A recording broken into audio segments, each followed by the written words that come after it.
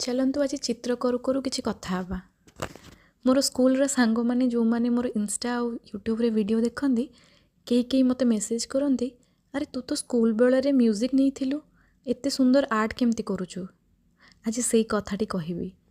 Actually जिते school join करी से ऑप्शन थाए कि म्यूजिक नब ना आर्ट नब, दीटा जाक नबार इच्छा थिला।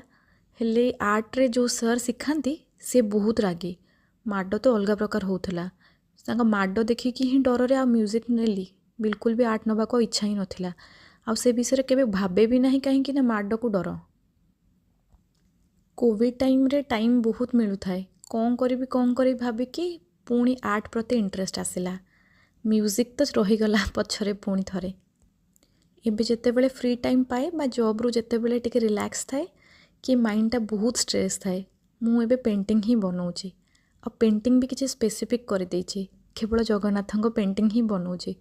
जानिनी कौन पाई तांको बनैले मते बहुत शांति फील हुए, मनटा आउ कोठिरे भी लागे नाही।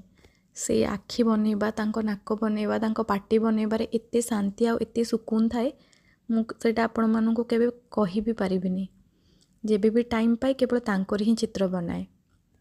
तांकर जेते सारा चित्र बनैले भी मो मन बुझे ही नाही। सब बेले इच्छा हुए तांकर आउ गोटे गोटे नुआ नुआ प्रकारर चित्र करबा पाई।